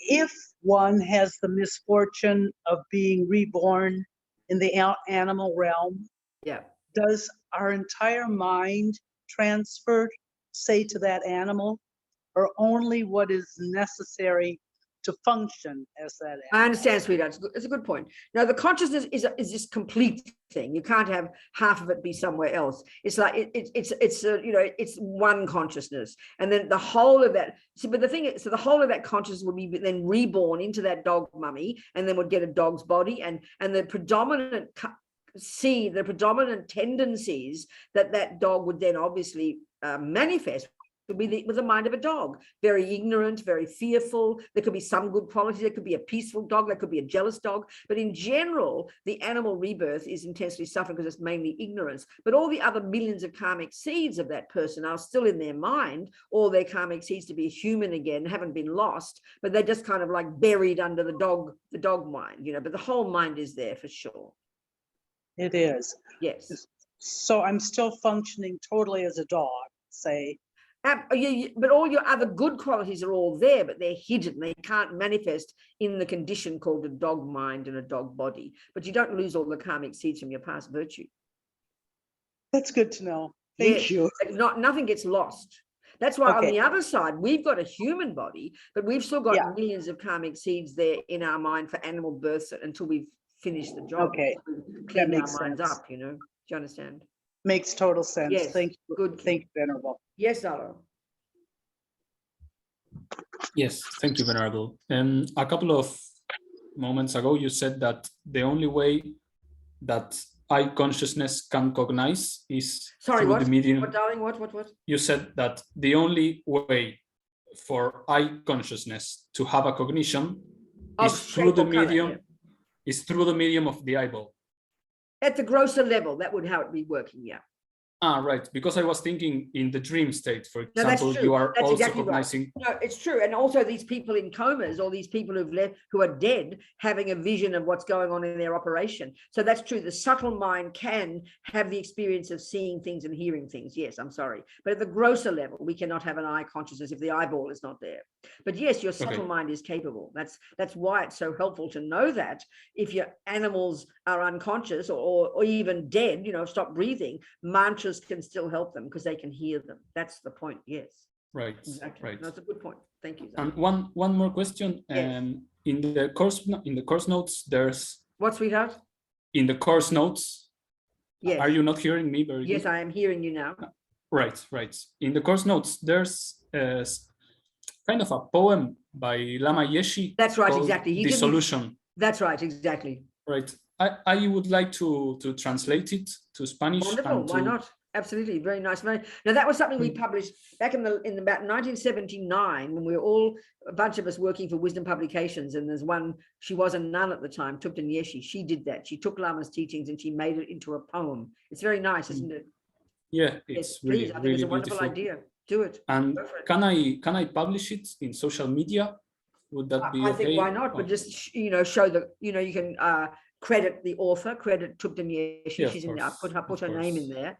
I didn't have it before, and credit Lama Yeshe and credit Lama Yeshe Wisdom Archive for sure. Yes, why not? Sure. It's a wonderful. Okay. Yeah, Good. thank you very much. Yes. What else, darlings? Looks like we had just one. Yeah, anyone out there? What's There was one person in the chat Good, box. darling, go. Claudia, or would you like me to read it? Yeah, go. Claudia asks, what about if the respiration is with machines and when they turn off the machine, the person cannot breathe and die? That's right. The mind was there or not? So maybe the question is, was the mind there when they're on a machine? Well, that's the point about keeping people alive. When people have literally what the world thinks is dead because their gross consciousness has ceased, why the person can continue to breathe and why their body is still warm and the heart can beat is because the subtle consciousness is still there. The gross consciousness has ceased. That person on the operating table whose heart went from 100 to 200 beats a minute, when they cut her out, they cut her open, like the person who was under anesthetic, she wouldn't feel it, but her subtle mind was conscious. So of course, but as long, so as you know, yeah, we all depend on different conditions. I mean, you've got to have, you know, if you're in a, yes, of course, the mind was there, of course, exactly. Okay. What else? That's it in the chat box. Okay. Anyone at the center, or that was a Okay. roll. I mean, Thank you. We can talk more, doesn't matter. So tell us any questions, people. There's so much we haven't covered. Talk, ask questions, say something, anybody, everybody, something. Huh? Yes. Yeah, so let's say, for example, if someone has an accident and they have to be revived. Yes. What does this do to the mind? Does it do anything to the mind? No, it's a good point. Like if, let's say you drop dead or you collapse and you got a heart attack or something. Yeah. No, I mean, it's interesting that I know a friend of mine years ago in Santa Cruz in California, the mother, father, and the daughter were all Buddhist. And so when the father, he had a really bad heart and he got his wife to promise that she wouldn't call the ambulance if he had a heart attack, and he had a heart attack, and then she forgot and called the ambulance because you panic. Well, we panic, don't we? You know, and so he didn't want that. It was very clear. So we got to the hospital, the daughter and me, and it was clear he was distressed. He didn't want to be having all these things in his body. He didn't want that. So we did the prayers he wanted, and then they pulled the plug on him. You know, so it's nothing wrong with trying to keep a person alive. I mean, even Lama Yeshe, when he passed away, it's in the book, nice chapter about it. When he passed away at dawn in the hospital, and then Lama Zopa was there, and he was checking all the time as one of their older lamas, what's always the best? Is it best to try and, you know, bring Lama back to life? He said, do everything you can to bring him back to life. So they did lots of that thing, you know, but it didn't work. So there's nothing wrong with doing that. There's nothing wrong. But if you were doing it, you'd also be doing prayers and mantras, you know, to help the person hear it. And that's where, like, one of the chapters is what to do if your loved one dies suddenly. And that's an example. And most of the time we just panic and don't know what to do. So if you really got wisdom, you might recognize there's no benefit in trying to keep the person alive. And so you'd help them die peacefully. And you'd say mantras right there and make it conducive for that person at that moment. But the first instinct we have is to call the ambulance, you know, because we don't know what to do. So it's to be aware of it and to know what to do. And this is one interesting point. Lama Zopa says, this is you know, all the people who know about the body, that's their education, but this is education we all must know. And then we won't freak out. We'll know what to do in different situations, you know. But in general, nothing wrong with helping a person come back to life. But also, I would say not to forget the prayers and mantras, because that's what can help their mind. You know, that's the only thing that can help their mind. Yeah. All right. What else, Lance? Oh, yes, good. Talk to me, Davina. Can you talk a little bit about suicide and the type of rebirth if somebody takes his life? Yes, violently? I understand, darling. And so it's a young person, which Yes. means the karma of the killing karma. No, it's an interesting one because it's so sad, isn't it? That we've become so despairing and so hopeless and see no light at the end of the tunnel that we feel we have no choice but to kill ourselves, you know. And I can imagine sometimes life is so unbearable. So the only way to answer that, I can't give a definitive answer, but we can look at what's involved when we create karma. So what that means is creating karma means your mind first. The real meaning of the word karma is intention, actually is intention, which means volition. I will. As Lama Zopa says, Everything exists on the tip of the wish, the thought, I will. That's the real meaning of karma. That's actually every millisecond in our mind, there is always intention, every millisecond, but we're not aware of it. We're programmed, we're totally habituated. But if there weren't intention, we wouldn't lift a finger. We would do nothing. We call it instinct, but it's all driven by intention and lots of programming. So intention is the crucial piece that has to be there in the mind when you do an action for the karma to be strong, for the karma to leave a seed in the mind, to leave an imprint in the mind. The mind has to be involved. I mean, if I stand on a mouse, but there's no intention, no motivation, no awareness of it, how can you say almost there is any karma? Because the mind is what creates karma. So what's suicide? Well, in general, for an action, the first thing, for a complete action of killing, it won't be quite the same because you're the object. But in general, the point is there is you, and then there's the mind. What's involved in the mind? I mean, you could take an overdose by accident, which means you can't say you killed yourself because there's no thought there, So, but if it's clear, we know what we mean by suicide, there is intention, and we mightn't say the words, I will kill myself, but it's the similar, it's whatever it is, that has to be what's driving it. And the crucial piece is the motivation. Now, I think it's not impossible to think of a person who is compassionate and thinking, like, I don't want my family to spend hundreds of millions of dollars on insurance and medical care, to quietly decide. You can imagine that with a pure motivation, but I'd suggest it's unusual because the instinct to stay alive, the attachment is so enormous that if you do have the thought you want to kill yourself, it's only because of despair or anger or aversion or whatever. So the motivation is the key thing that determines the character of the karma we create. The motivation is the one that determines it. So in general, without being mean to anybody, we have to deduce it's not a happy motivation. The mind, in other words, the mind isn't virtuous and joyful. The sign of virtue being in your mind is your mind is joyful. Your mind is happy. So by definition, it can be only suffering. But you can't ever say about one person what's on their mind. You can't say. But in general, it's not a happy way to die. It can't have good results. Put it that way. Would it imply at the same time that the act of killing themselves is also cleaning up old karma? Well, darling, by definition, every tiny experience we have moment by moment is the fruit of a past seed. So every moment an unhappy thing happens, it's the end of that seed. But usually what happens is we then create another seed on the basis of it. So it is the ending of some karma, but by having that intention and that motivation, the person began a new one. Do you see my point? Yes.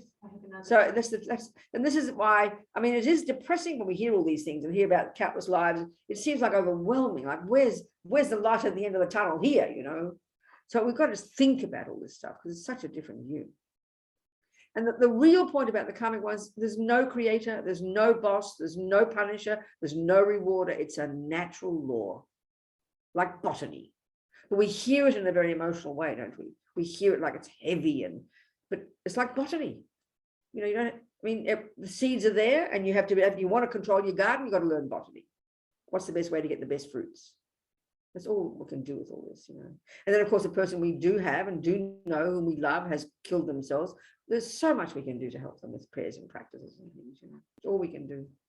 And learn from it, isn't it? Have compassion. Yeah. What else? I have another question. Good, go down. Different. Yes.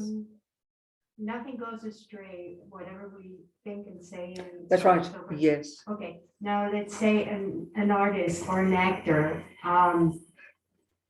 walks through life on the path of Dharma, but say the actor now has a role where he's supposed to play. I understand. No, I hear you. It's good. And the mind cannot differentiate between these are, this is the actor thinking, and then this is, So in other words, if you're like trying to be in character, and then you try to imagine how the psychopath or the murderer. I understand you. I understand. So how does that? Because the mind cannot differentiate. Well, no, but I think you're going to have to. If you don't, you'll go mad. Actors who go mad, so they can't differentiate.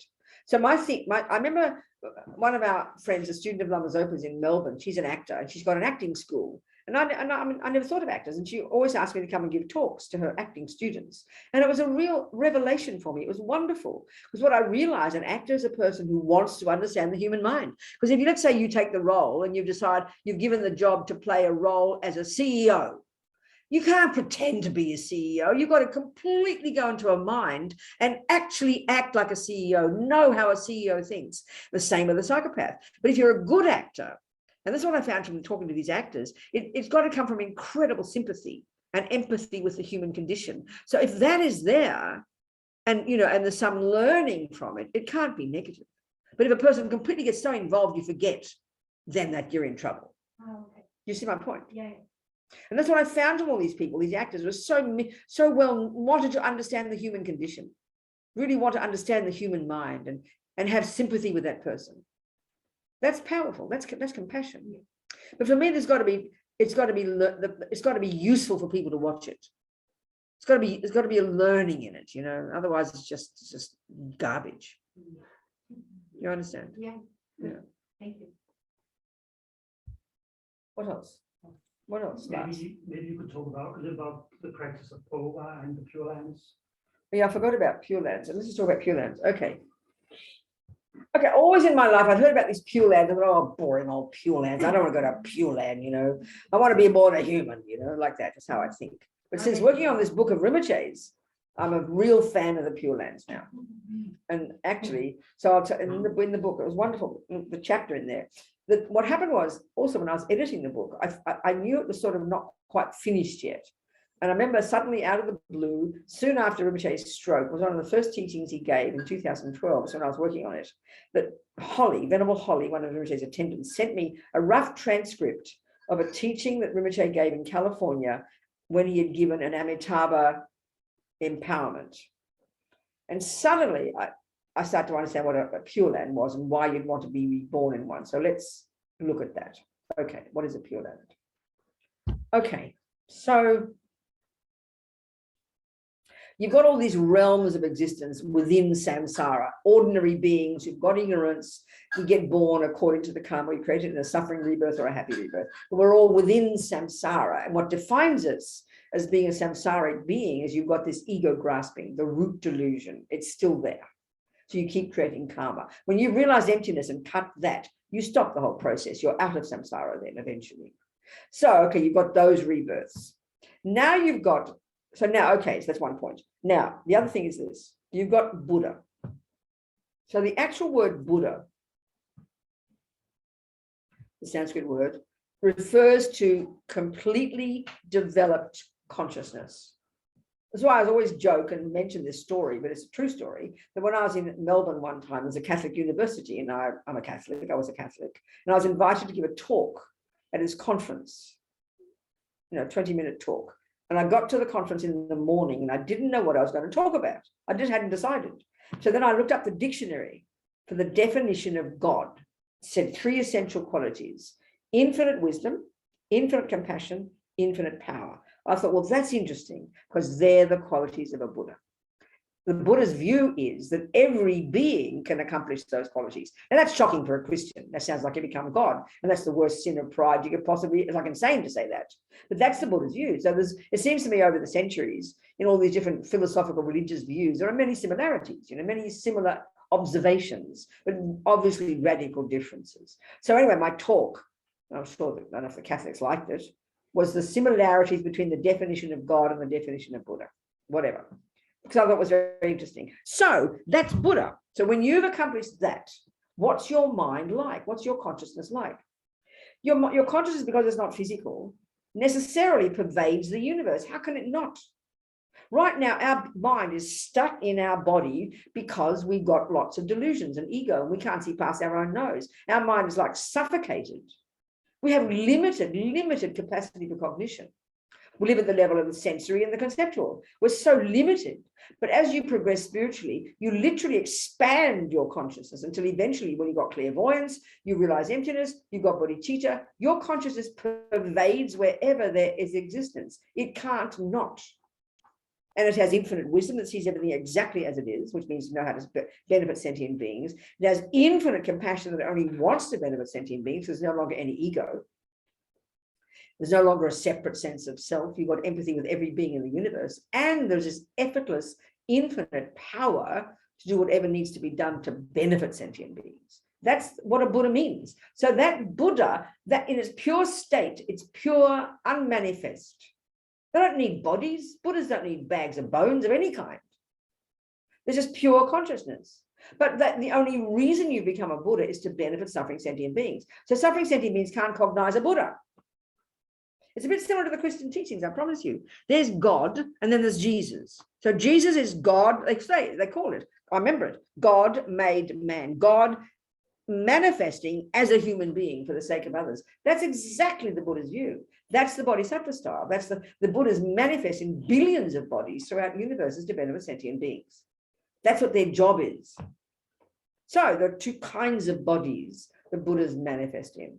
One is the kind that we can see, which is like Shakyamuni Buddha, the Indian man, 2,500 years ago, human form. That's called the emanation body, the one that we see. Then you've got, it's called the subtle body, which is called the enjoyment body, or in Sanskrit, the Sambhogakaya. There she is, Tara, this green lady, okay? So, you know, you don't see ordinary people walking around with green skin, do you? So that's the Sambhogakaya. That's the aspect of Buddha, and that's mostly in Tantra. So that's a subtle light body. You can't see with your eyes. The Arya bodhisattvas, those who realize emptiness, they can see the body, the Buddha in that form, okay? So all of those deities, as we call them, it's just another word for Buddha. Like over there is Namgyalma, over here is Amityas, long life deities, you know, Tara. There's millions of these different manifestations of Buddha mind. So we all can see, can't we? We all have a body, and then we have an environment. You don't float in the sky. Well, the Buddhas are the same. So there she is. The Buddha takes that particular form, looking like a green lady, wearing these things and doing that and blah, blah.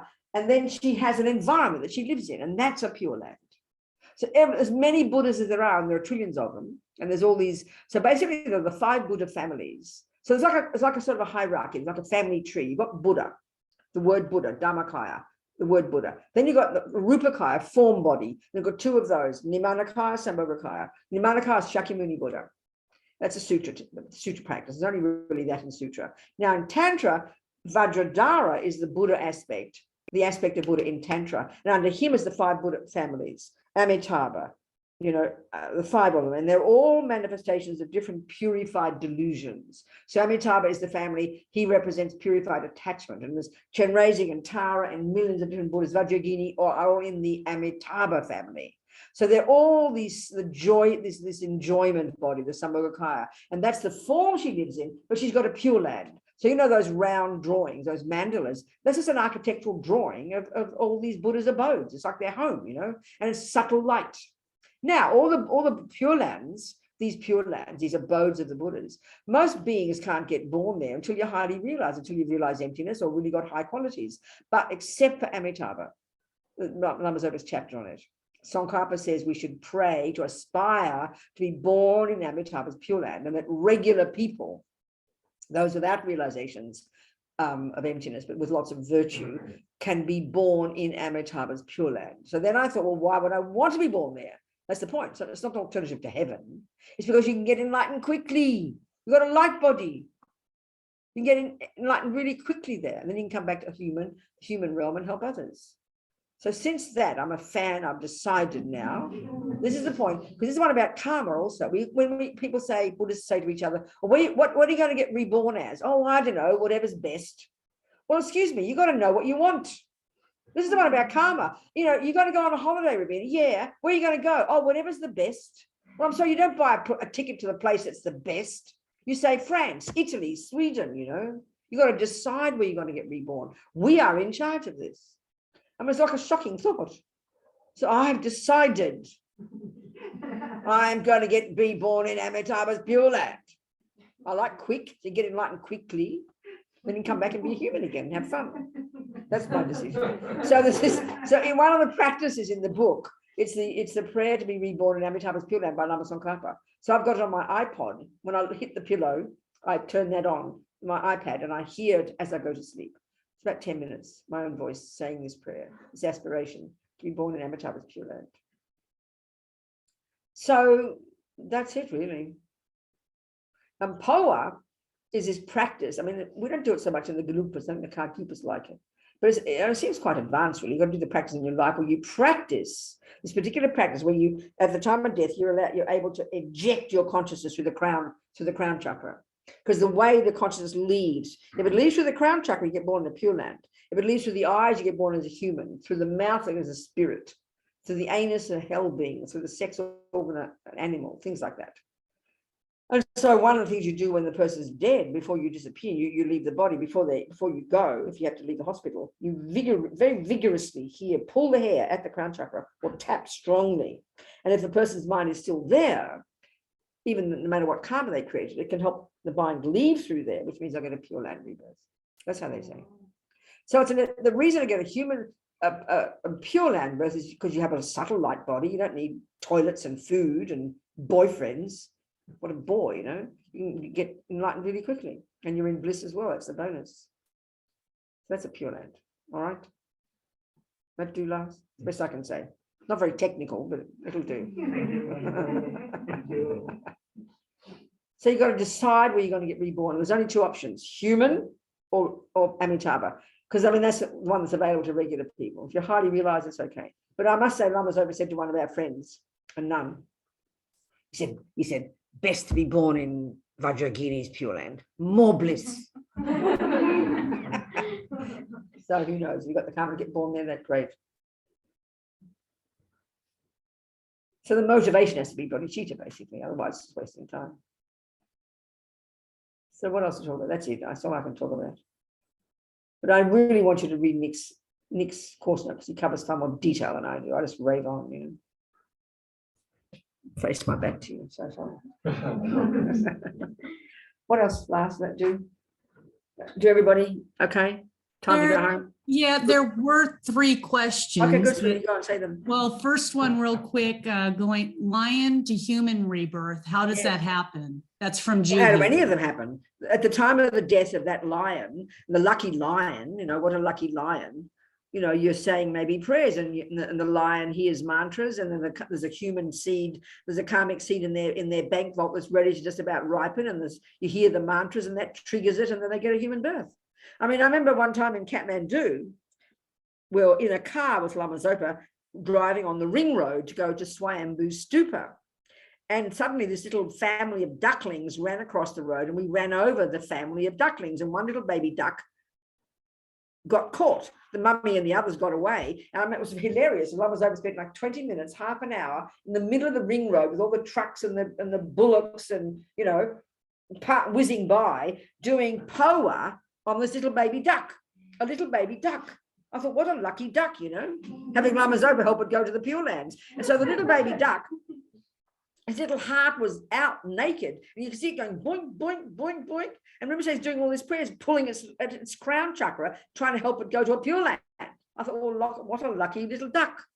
So if there's a lucky lion who's having someone say mantras in her ear as she's dying, that can help trigger one of her human karmic seeds. That's the point. It's totally possible. But if she's in the jungle, away from humans, what if she's not near humans? What, dear?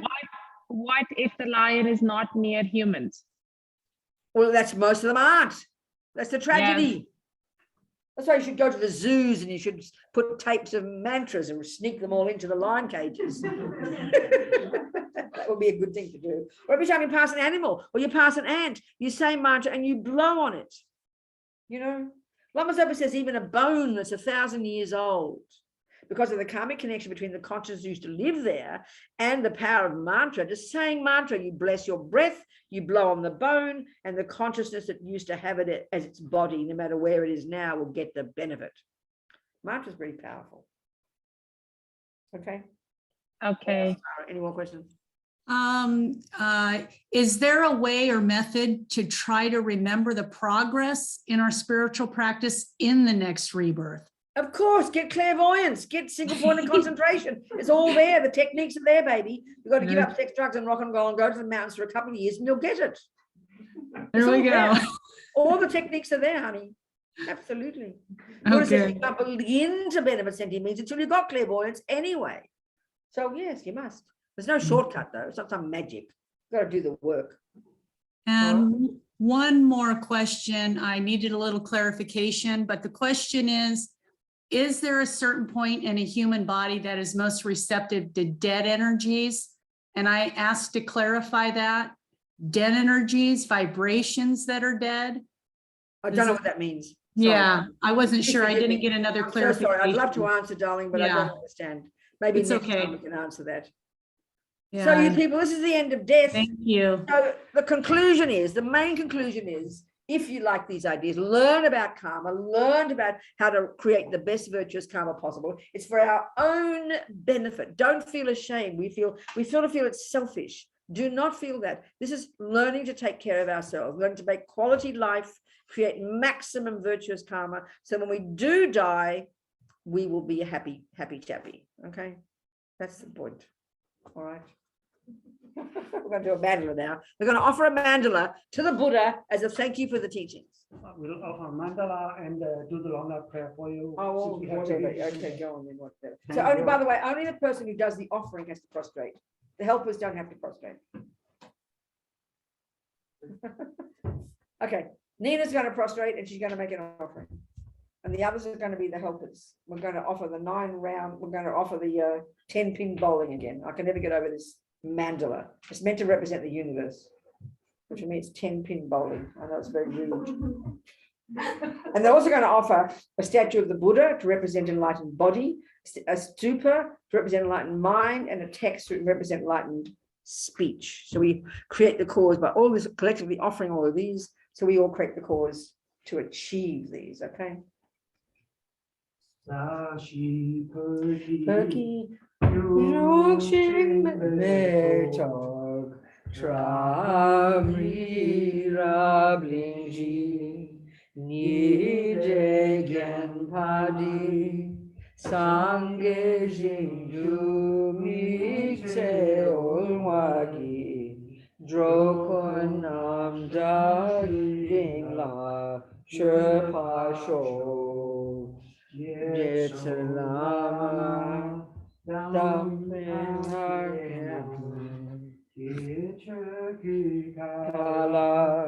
Kien Jinjik Jita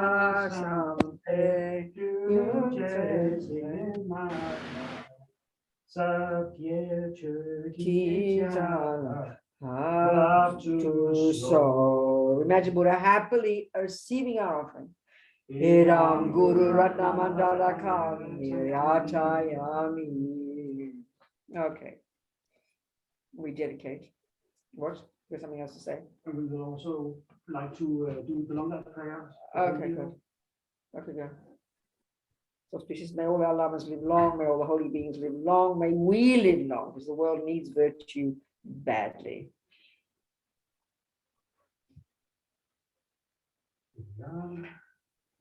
A prayer for the long life of the will be a coaching, a reign of nectar, extinguishing the conflagration of illusion, mother of the victorious ones of the 3 times, and 10 directions, Dharmakaya, the great wisdom praised by great compassion, a perfect Arya Tara, who in the form of the guide for us people, transmigratory beings that guide us. How kind you are.